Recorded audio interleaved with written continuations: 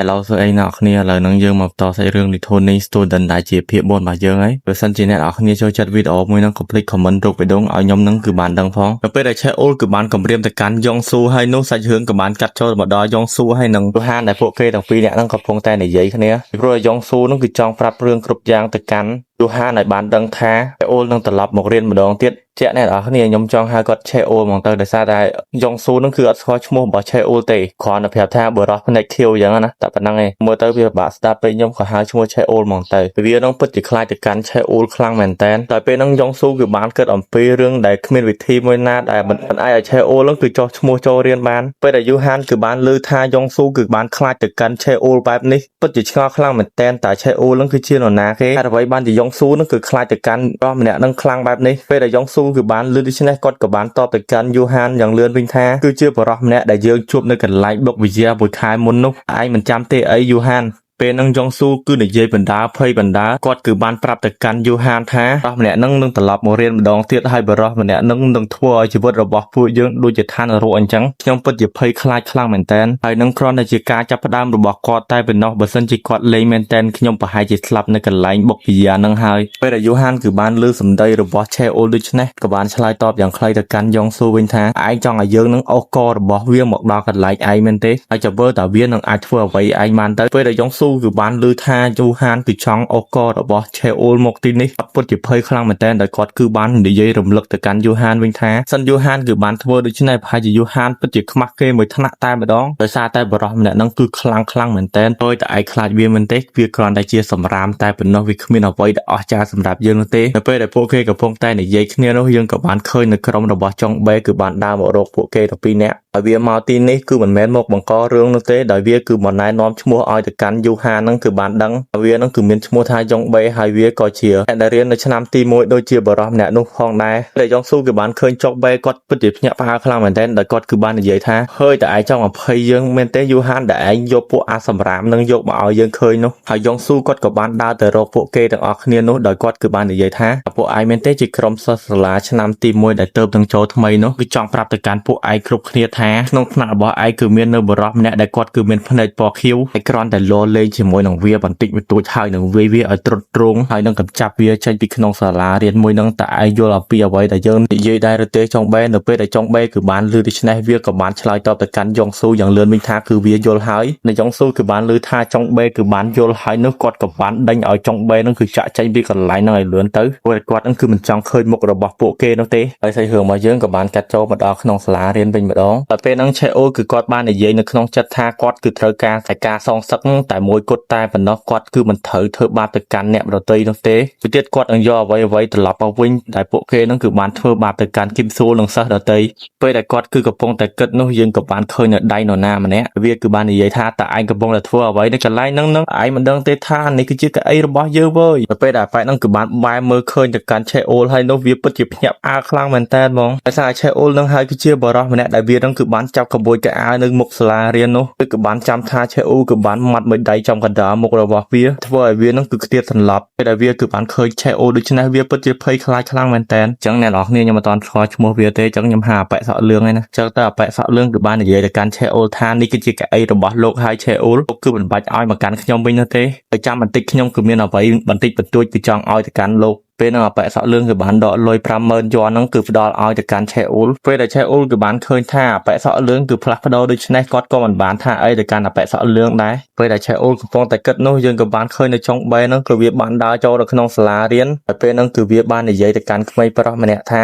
ហើយតែឯងហ្នឹងគឺចង់រត់គេចពីយើងដល់កន្លែងណាហើយណាមួយថ្ងៃនេះយើងមើលទៅក្នុងសាលារៀនទៅហាក់ដូចជាអ៊ូអរខ្លាំងមែនតើឆេអូលក៏គាត់គឺនៅកន្លែងហ្នឹងផងដែរតែគាត់គឺមិនបានមាត់កនោះទេហើយនៅពេលដែលគាត់គឺបានឃើញទៅកាន់ទឹកមុខភ័យខ្លាចរបស់សិស្សម្នាក់ហ្នឹងគឺគាត់បាននឹកឃើញទៅកាន់គឹមស៊ូលដែលអញ្ចឹងទៅគាត់គឺមិនអាចទុកចិត្តបាននោះទេតែគាត់ហ្នឹងគឺហក់ស្ទុះវាយទៅកាន់ចុងបេទៅហើយពេលហ្នឹងឆេអូគឺគាត់បាននិយាយតែមួយម៉ាត់តែបន្ទាប់គឺឆាប់ឈប់ភ្លាមនៅពេលដែលប៉ែសក់លឿងគឺបានលឺឆេអូនិយាយអញ្ចឹងគាត់ពិតជាឆ្ងល់ខ្លាំងមែនតើប៉ែសក់លឿងគឺគាត់យល់ថាប្រហែលជាឆេអូហ្នឹងចង់ជួយទៅកាន់ក្មេងប្រុសម្នាក់ហ្នឹងហើយមើលទៅពេលហ្នឹងចុងបេគឺបានចាប់ដៃទៅកាន់ក្មេងប្រុសម្នាក់ហ្នឹងវាក៏បានស្ដោះទឹកមាត់ហ្នឹងដាក់នៅក្នុងដៃរបស់ក្មេងប្រុសម្នាក់ហ្នឹងដោយនិយាយទៅកាន់ក្មេងប្រុសម្នាក់ហ្នឹងថាឯងហ្នឹងគឺឆាប់ស៊ីភ្លាមទៅបើសិនជាឯងហ្នឹងគឺមិនចង់ឈឺសាច់តន់ខ្ញុំគិតថាអ្នកដែលកំពុងហូបបាយមើលរឿងខ្ញុំប្រហែលជាហូបបាយឆ្ងាញ់ហើយមើលទៅ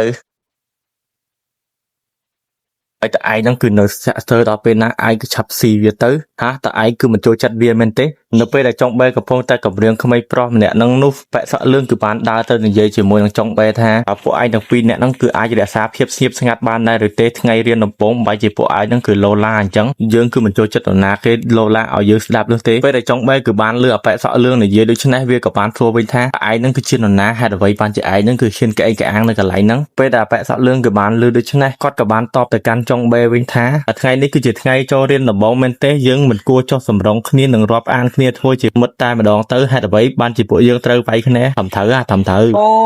ូតាមកាប៉ាត់ចឹងឯងនៅពេលដែលចុងបេគឺបានលឺអបែកសក់លឿងនិយាយដូច្នេះគាត់ក៏បានតបទៅកាន់អបែកសក់លឿងវិញថាឯងនឹងគឺជានរណាហេតុអ្វីបានជាយើងនឹងគឺត្រូវស្ដាប់តាមឯងនោះអើយអាចង្រៃយកអើយហើយតែឯងគិតថាឯងធ្វើល្អបែបហ្នឹងឯងគឺអាចវាយឈ្នះយើងមែនទេអាចង្រៃយើងគិតថាវាពិតជាអត់ប្រយោជន៍ខ្លាំងមែនទែនតែយើងគឺនិយាយជាមួយនឹងមនុស្សសម្រាមដូចជាឯងនោះនៅពេលដែលចុងបេគឺគាត់បាននិយាយហើយនោះគាត់ក៏បានយកដៃខាងឆ្វេងរបស់គាត់ហ្នឹងចាប់ច្បាច់កទៅកាន់បែកសក់លឿងហើយលើអបែកសក់លឿងហ្នឹងគឺឡើងទៅខាងលើពេលហ្នឹងគឺវានិយាយបណ្ដានឹងសាច់បណ្ដាហើយវាក៏បាននិយាយទៅកាន់អបែកសក់លឿងថាអើយគ្រាន់តែជាមនុស្សសម្រាមតែប៉ុណ្ណោះហ៊ានក្អេងក្អាងនៅមុខវាឲ្យវានិយាយបណ្ដានឹងច្បាច់កទៅកាន់អបែកសក់លឿងបណ្ដាដល់ពេលហ្នឹងគឺវាបាននិយាយទៅកាន់អបែកសក់លឿងថាឲ្យអបែកសក់លឿងហ្នឹងឆាប់សុំទោសមកកាន់វាទៅបើសិនជាឯងគឺសុំទោសមកកាន់យើងនោះប្រហែលជាយើងគឺមិនយកទោសពេញមកកាន់ឯងនោះទេយើងពិតជាស្អប់ទៅកាន់ពួកអាបណ្ឌិតដែលធ្វើខ្លួនឯងគឺជាមនុស្សល្អខ្លាំងមែនទែនពេលដែលចុងបេកំពុងតែនិយាយបណ្ដានឹងសាច់សប្បាយបណ្ដានោះហើយអូលគឺស្ទុះយ៉ាងលឿនហើយវាយទៅកាន់កណ្ដាលមុខរបស់ចុងបេមួយដៃតែម្ដងអញ្ចឹងទៅចុងបេវាពិតជាភ្ញាក់ផ្អើលខ្លាំងមែនទែនព្រោះតែការវាយប្រហាររបស់ឆេអូលគឺវាមើលមិនទាន់នោះទេ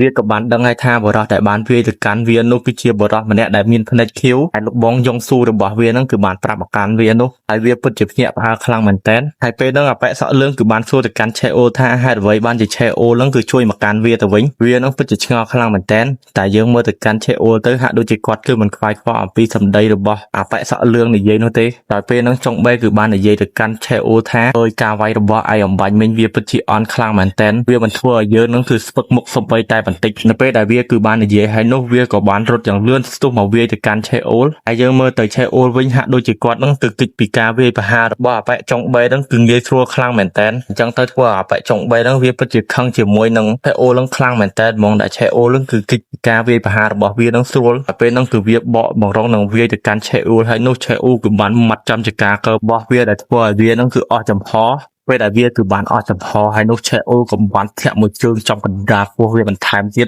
តែធ្វើឲ្យបែកចុងបេហ្នឹងគឺវាគៀតបុកក្នុងជញ្ជាំងសាលារៀនតែម្ដងហើយនៅពេលដែលឆេអូលគឺបានវាយទៅកាន់វាហើយនោះគាត់ក៏មិនបានវាយបន្តទៀតនោះដែរតែវាគឺមិនមែនជាមនុស្សដែលគាត់គឺចង់វាយនោះទេឆេអូលគឺគាត់បង្រងនឹងដើរចេញពីកន្លែងហ្នឹងហើយនោះបែកចុងបេគឺបាននិយាយទៅកាន់ឆេអូលថាវាគឺមិនទាន់ចប់នោះទេឯងនឹងគឺចង់ទៅទីណាឆេអូលឆាប់មកទីនេះភ្លាមឯងនឹងគឺខ្លាចយើងមែនទេអាចចង្រៃយកហើយយើងមើលទៅឆេអូលវិញគឺគាត់មិនខ្វល់ខ្វាយអំពីសម្ដីរបស់អបែកចុងបេនោះទេហើយនៅពេលហ្នឹងយើងក៏បានឃើញនៅលោកគ្រូគឺគាត់បានចូលទៅក្នុងសាលារៀនគាត់គឺបានសួរទៅកាន់សិស្សទាំងអស់គ្នាថាមានអ្វីកើតឡើងមែនទេនៅថ្ងៃចូលរៀនដំបូងនៅពេលហ្នឹងចុងបេគឺវាមិនទាន់អស់ចិត្តនោះទេវាគឺចង់វាយទៅកាន់ឆេអូលហ្នឹងបន្តទៀតហើយវាគឺបាននិយាយថាតើឯងគឺចង់ទៅណាអាចចង្រៃយកថាអ្វីជាមួយនឹងយើងម្ដងទៀតមកកំសាកញីមែនកំសាកញីពេលដែលវាគឺបាននិយាយចប់ហើយនោះយើងក៏បានឃើញនៅបរិះម្នាក់នោះគឺមានឈ្មោះថាហាយូសុងពេលហ្នឹងយូសុងគឺហក់យ៉ាងលឿនដោយធាក់មួយជង្គង់ចំកណ្ដាលមុខរបស់ចុងបេតែម្ដងធ្វើឲ្យអបែកចុងបេហ្នឹងគឺវាសន្លប់បាត់ទៅយូសុងគឺគាត់បាននិយាយថាសុំទោសផងដែលគាត់ហ្នឹងគឺមកយឺតខ្ញុំគិតថាផាយតែមួយការវាយប្រហាររបស់ខ្ញុំតែប៉ុណ្ណោះបរិះម្នាក់ហ្នឹងគឺមិនអាចងើបរួចនោះទេយើងបែរមើលទៅកាន់អបែកសក់លឿងវិញហាក់ដូចជាគាត់ហ្នឹងកំពុងតែឈឺចាប់ខ្លាំងមែនតើបើអំបញ្ញមិញគឺអបែកចុងបេហ្នឹងគឺចាប់ច្បាច់កគាត់ហ្នឹងលើកឡើងទៅខាងលើតែចឹងទៅធ្វើឲ្យគាត់ហ្នឹងពិតជាឈឺចាប់ខ្លាំងមែនតើពេលហ្នឹងអបែកសក់លឿងគឺបានមើលទៅកាន់មុខរបស់ឆេអូដោយគាត់គឺបានគិតនៅក្នុងចិត្តថាឆេអូលហ្នឹងគឺគាត់កំពុងតែអង្គុយគិតអីហ្នឹងគាត់ពិតជាឆ្ងល់ខ្លាំងមែនតើ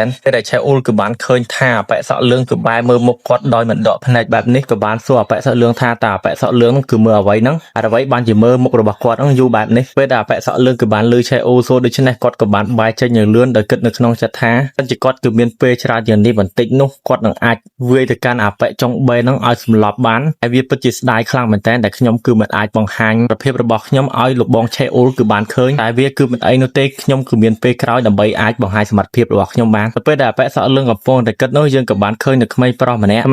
នឹងហើយជាក្មេងប្រុសដែលឆេអ៊ូលហើយនឹងអបិសក់លឿងហ្នឹងគឺបានជួយឲ្យគេមកទីនេះដើម្បីអរគុណទៅកាន់ពួកគេទាំងពីរនាក់គាត់គឺបន្តនិយាយទីថាអរគុណខ្លាំងមែនទែនចំពោះការជួយរបស់ពួកទាំងពីរនាក់បើសិនជាគ្មានពួកលោកជួយទោះទេប្រហែលជាគាត់គឺមិនអាចមករៀននៅក្នុងសាលារៀននឹងម្ដងទៀតនោះទេពេលដែលឆេអ៊ូលគឺបានលឺដូច្នេះគាត់ក៏មិនបានឆ្លើយតបនឹងសិស្សម្នាក់ហ្នឹងដែរតែយើងបែរទៅមើលអបិសក់លឿងវិញវាក៏បាននិយាយយ៉ាងលយថាវាគឺមិនអីនោះទេអាមួយវាគឺជាថ្ងៃចូលរៀនដំបូងផងអញ្ចឹងទៅគាត់គឺមិនចង់គឺការឆ្លោះប្រកែកក្នុងសាលារៀននោះទេពិតជាស្អប់ការឆ្លោះគ្នានៅក្នុងសាលារៀនខ្លាំងមែនទែនទៀតអាហ្នឹងទៀតអបិសក់លឿងនៅមុខឆេអ៊ូលតាមត្រូវឆយយៈ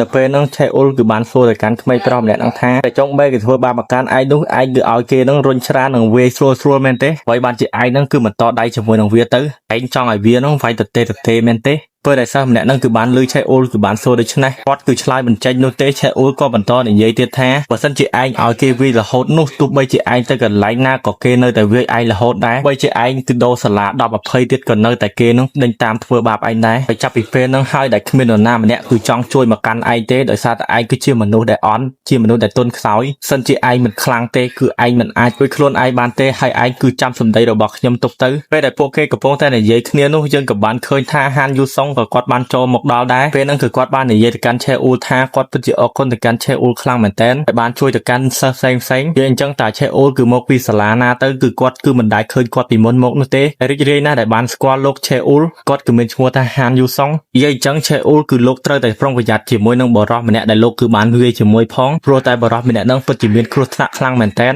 នៅពេលដែលអបិសក់លឿងក៏បានលឺយូសុងនិយាយដូច្នេះអបិសក់លឿងក៏បាននិយាយទៅកាន់យូសុងថាចុះអំបញ្ញមិញក្រែងលោកគឺបានវាយទៅកាន់ចុងបេដែរមែនទេតើនឹងមានរឿងអ្វីកើតឡើងចំពោះលោកទៅបើសិនជាលោកគឺរញ៉េជាមួយនឹងបរិសម្នាក់នឹងដែរពេលដែលយូសុងគឺបានលឺអញ្ចឹងគាត់ក៏បានឆ្លើយតបទៅកាន់អបិសក់លឿងវិញថាគឺគាត់មិនអីនោះទេវាជារឿងធម្មតាទេគាត់គឺចង់ប៉ះជាមួយនឹងមនុស្សដែលខ្លាំងសាច់រឿងរបស់យើងក៏បញ្ចប់ត្រឹមហ្នឹងដែរជប់អ្នកទាំងអស់គ្នាកុំភ្លេចjoinក្រុមខ្ញុំម្នាក់មួយផងដែលខ្ញុំផុសរឿងអីគឺអ្នកទាំងអស់គ្នានឹងបានដឹងមុនគេតែម្ដងហើយបាយអ្នកទាំងអស់គ្នាពីខ្ញុំមីតគីឆ្លាញ់អ្នកទាំងអស់គ្នា